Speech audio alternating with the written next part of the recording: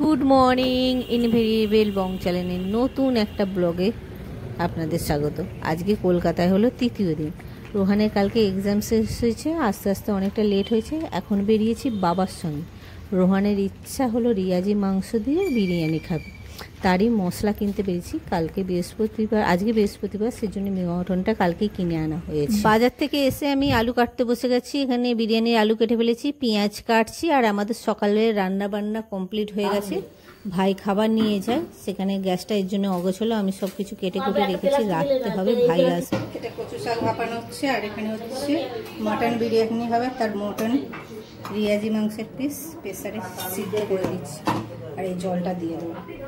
আর এখানে বেরেস্তা হয়ে গেছে, চর্বিটা, হ্যাঁ কাঁচা চর্বিটা গলে যাবে, বেরেস্তাটা করে দেবো। বাজার থেকে ফেরার পথে বাবা এনেছে শ্রদ্ধাঞ্জলির কচুরি আর দই বড়া, মায়ের ফেভারিট। এইটাই আজকে সকালের নাস্তা। যে মায়েদের বাড়িতে এসছে, এখন যাচ্ছি ছাদে। এখন এই টিফিন খাওয়া দাওয়া করল।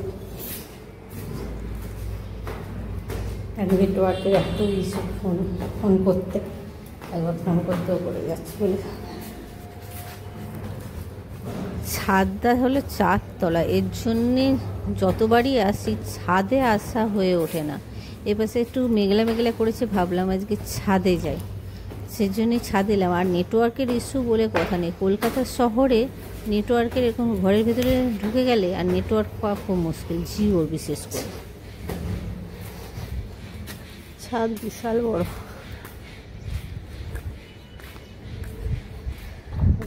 দেখা যাচ্ছে। ওই যে প্যান্টালুন, সেইটা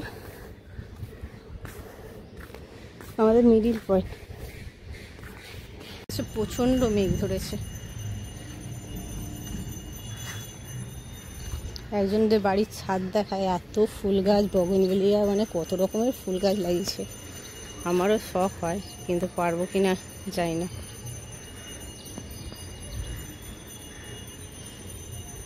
দেখুন কত সুন্দর করে ছাদটা আছে ওপরে। শহরের মধ্যেও গাছ লাগিয়ে রেখেছে।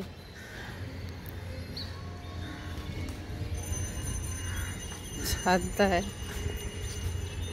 বিরাট বড় ছাদটা।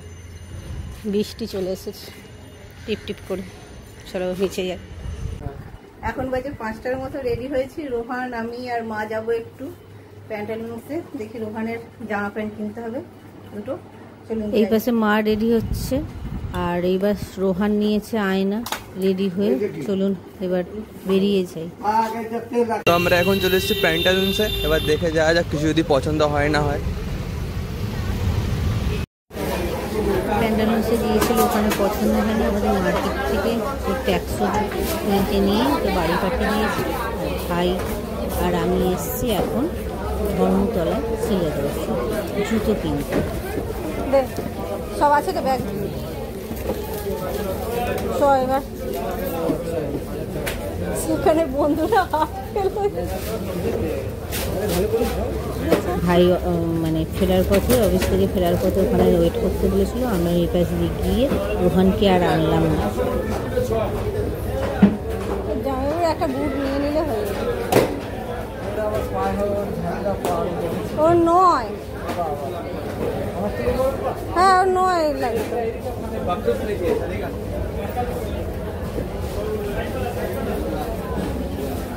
আমি বলছিলাম এরকম ফর্মাল বুটের কথা, ওই যে ওই বুটগুলো দেখতে পাচ্ছি, সব এতে আরে পরে যেতে পারতো।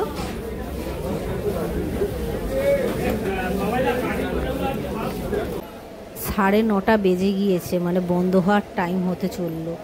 আমরা এখনও সিলেদার্স থেকে এই বেরোচ্ছি। কেনাকাটা বলতে রোহানের কিনবো বলেই বিশেষ করে এসেছিলাম, কিন্তু রোহানের ভিডিও কলে বুট পছন্দ হলো না, ওকে নিয়ে আসলেই বেটার হতো। আমি দুটো জুতো কিনে নিয়েছি, ভাই নিল। এই ট্রলিগুলো আমার একটা নিতে হবে, ব্যাগ আছে ট্রলি নেই। পরের বার আসলে, পাপার সঙ্গে আসলে একটা ট্রলি দেখে, কোথাও বেড়াতে গেলে ট্রলি লাগে।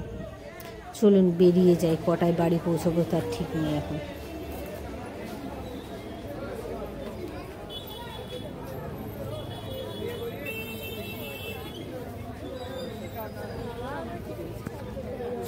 এই যে আমাদের এখানে বিরিয়ানি পুরো রেডি, মা আমার জন্য প্লেটটা রেডি করছে, আর বিশাল খুব ভালো গন্ধ যাচ্ছে। কিন্তু আজকে অত কিছু দেওয়া হয়নি, কারণ কি দিদোনারে পছন্দ করে না বলে, মানে গন্ধ টন্ধগুলো, কিন্তু তবুও একটা বিরিয়ানির যে একটা নিজস্ব গন্ধ থাকে সেটা পুরো স্পষ্ট বোঝা যাচ্ছে। এটা দিন। হ্যাঁ হ্যাঁ কাটিংটা এখনো ভালো হবে। দিয়ে দাও সবাইকে। গুড মর্নিং, ইনভ্যারিয়েবল বং চ্যানেলের নতুন একটা ব্লগে আপনাদের স্বাগত। এখন সকাল সকাল বেরিয়ে পড়েছি বাড়ি যাওয়ার উদ্দেশ্যে। আমি রোহান আর ভাই যাচ্ছি। ভাইকে ভর্তি এখানে বলে এখানেই ভর্তি হয়ে গেছে, না আসছে এদিকে আসছে শুধু মুধু আসানি চলে যাচ্ছে।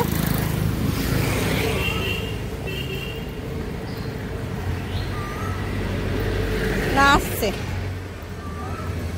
44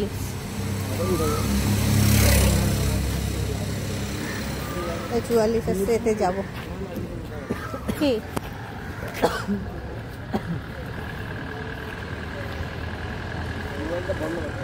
আমরা হাওড়া থেকে ট্রেনে চেপে পড়েছি। ভাই নেমেও গেছে কাজের জায়গায়, আর মোবাইল বের করে নেই কেন, ভাই বললো দুদিন আগে ওর বন্ধুর একটা মোবাইল চুরি হয়ে গেছে, সেই জন্য আর ব্যাগ থেকে ভয় থেকে বের করে নিই। আমরা এখন সাঁতরাগাছি বলছি শ্যাওড়াফুলি স্টেশনে চলে এসেছি। শ্যাওড়াফুলি এখান থেকে জল নিয়ে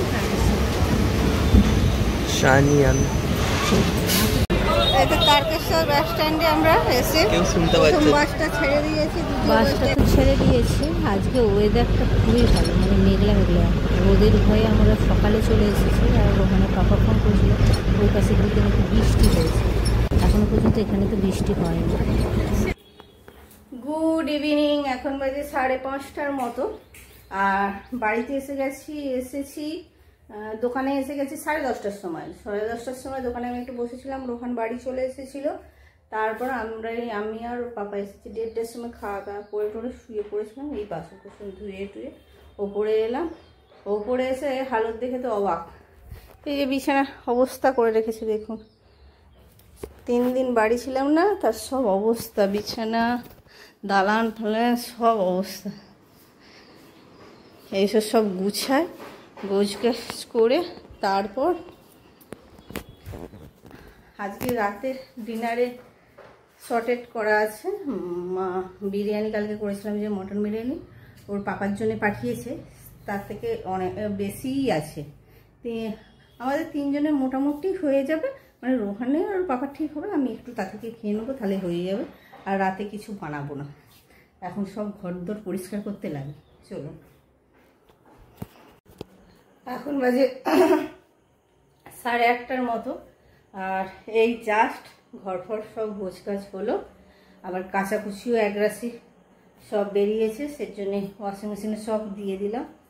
আর সেদিনকে বিছানার চাদরটা নতুন মানে কাঁচা পেতে দিয়ে গিয়েছিলাম, শুধু বালিশের এই দুটো ওয়ার সেদিনকে কাঁচা হয়নি, সেটা ওয়াশিং মেশিনে ঢুকালাম। বিছানাটা টান টান করে গুছিয়ে দিলাম।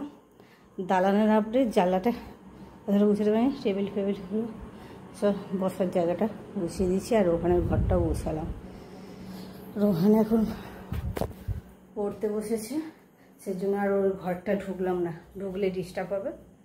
মোবাইলটা আবার চার্জও দেওয়া হয়নি, কাজ করতে করতে চার্জ দিয়ে দিলে একটু করতে। আর আজকে এডিটিং করবো না, কদিনকার একসঙ্গে কি ভিডিও তো করাই হয়নি, একটু একটু দিয়ে 1টা বা 2টো যদি ভিডিও হয়, একটা হলে 15 এর মধ্যে হলে একটাই হবে মনে হচ্ছে, কালকে ছাড়বো। আজকের দিনটা একটু রেস্ট নিয়ে নিই।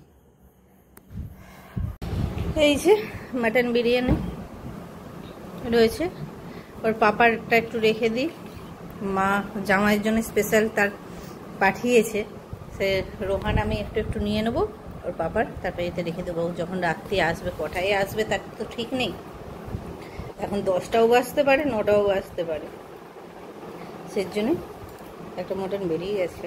চলো বেড়ে নিই।